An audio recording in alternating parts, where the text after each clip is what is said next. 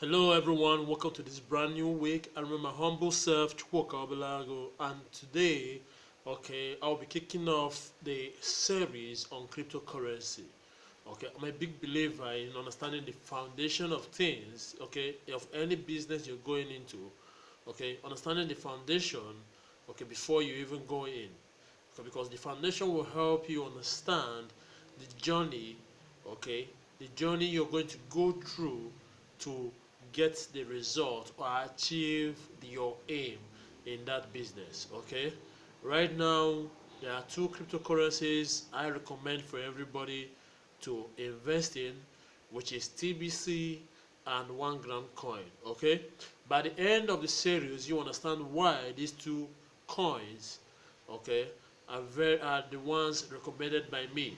I'm not being paid to promote this, but I'm telling you from understanding of the basics of what drives cryptocurrency, what drives money, and what drives value. Okay, so today's video we're talking about the evolution of money. How money evolves. Because when you talk about money, people think it's only about when you have paper cash. When you have paper cash, when you have your naira, your dollar, your pounds, or your euros. But they forgot that money is anything that has value that can be exchanged, that can be exchanged or used as a means of payment. Because let me use back in the days, well, let me not use back in the days, but in the oldies, so that you understand what I'm talking about. We're talking about the era before we start having commodities as means of payment. I'm talking about the era where barter system was the means of exchanging value. Now, the barter system, for most of you don't understand what the barter system is. The barter system, BARTER, you can Google it, The barter system is you exchanging something for something. How do I say it? You're exchanging value to get value in return. Let's say I want to get a tuber of yam, and you have a sack of maize. Now, looking at a tuber of yam, and looking at a sack of maize, the value in between the two of them, maybe you have to get the value from the sack of maize. You'll not be able to get some maize that's equivalent to the yam, and at the same time I have yam but I need maize. My fellow partner in the trade has maize but needs yam. Now we exchanged a tuber of yam for some years or number of years of coin. I hope you understand what I mean. So I exchange a tuber of yam for some years of coin. So if I exchange two tubers of yam, it will be a higher years of corn that I will get in return. I don't know if this example will create it for, but what I mean is, if I want to drive a car and I have a Mercedes Benz, and I have a Mercedes Benz and I want to drive a BMW X3, for example, and the person that has the S3 wants to drive the Mercedes that I have, or maybe we'll take the Mercedes and something extra. So that means I'm exchanging what I have for what somebody else have. That's the barter system. Now, this was in place when there was not much, the world was small. How do I say this? Nobody knew about the outside world. This took place in small colonies or villages, where they are mostly farmers.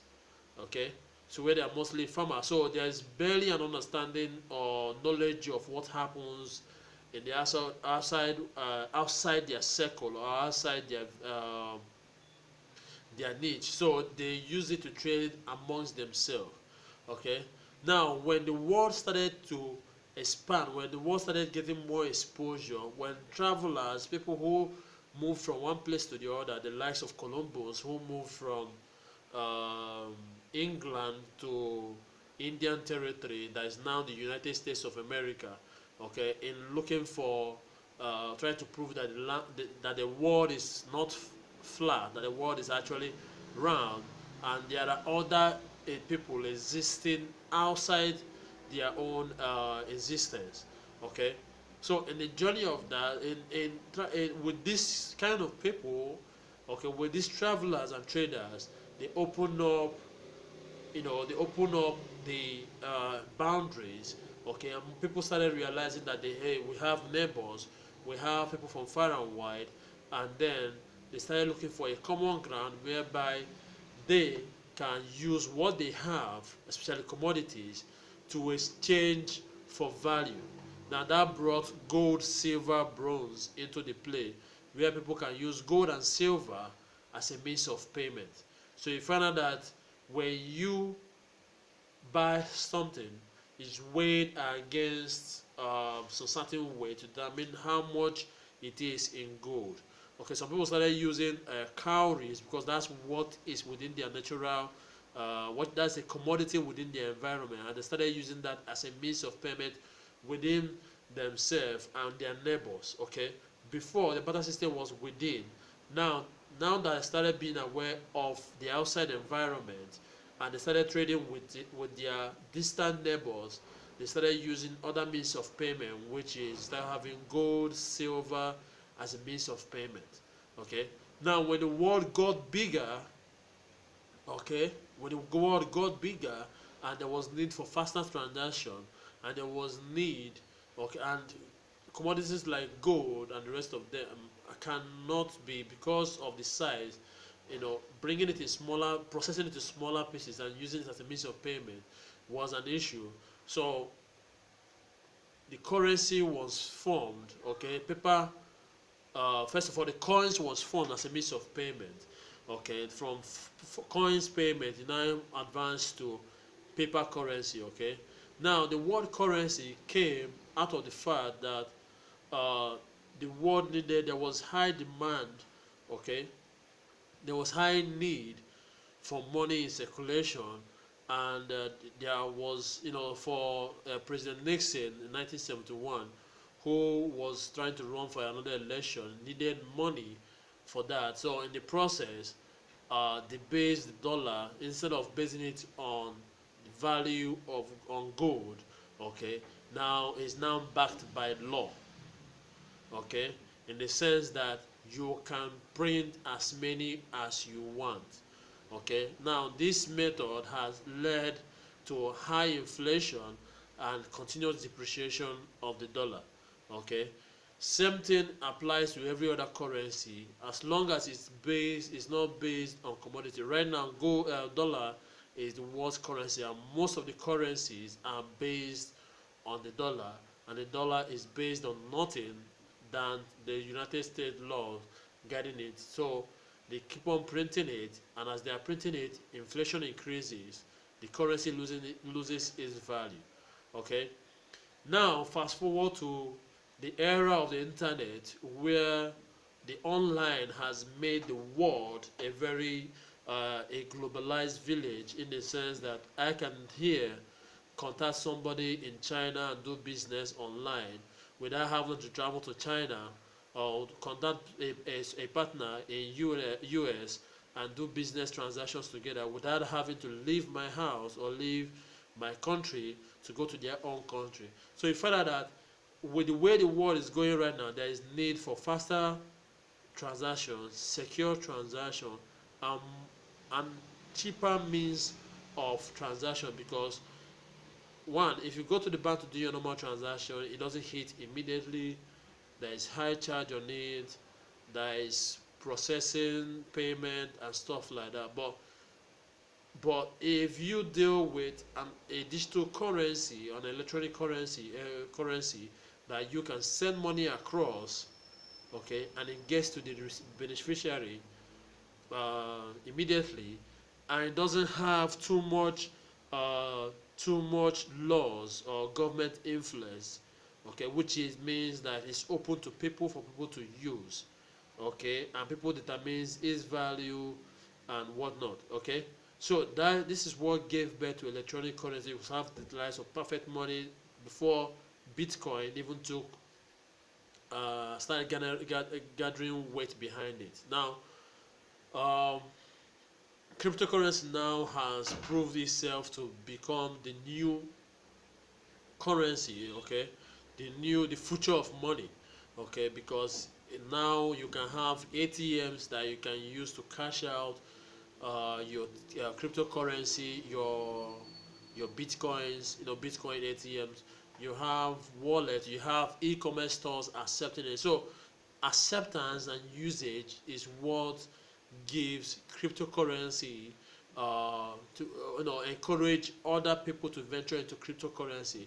But in doing so, okay, a bubble is being created, okay, and in subsequent videos I'm talking about the cryptocurrency bubble, because back when was that, in the 1990s, when the internet was was booming, okay, we have the internet bubble, which later gave rise to the likes of PayPal, um, Facebook, and some of these companies. But a lot of companies came out, monies were put into it. Silicon Valley came out, and a lot of companies, when the bubble burst, okay, a lot of companies, a lot of people, a lot of investors lost their money, a lot of people lost their jobs, a lot of people, like another economic crisis went into play back then.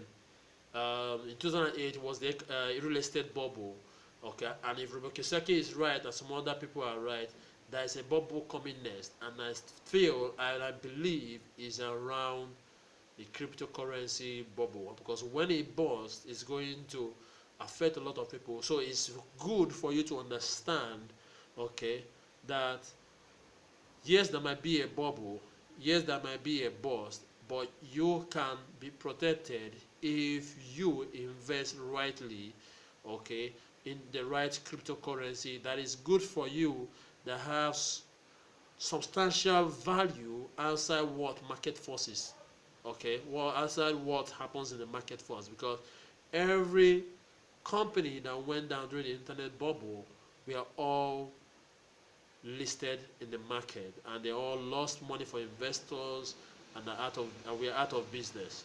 So my subsequent video, I hope this gave you an idea. I'm not a historian, okay, I'm not a very technical person. I'm just trying to make the common man understand the base, how money evolved, so that they don't see cryptocurrency and wave it aside, because it has come to stay, okay, it has come to stay. It has a lot of problems it's solving, it has a lot of solution, it has a lot of opportunity attached to it, and it's going to open a lot of windows and making the world smaller, because now we will now become a globalized village with a digital currency that can be moved back and forth and be used to purchase things online and even offline.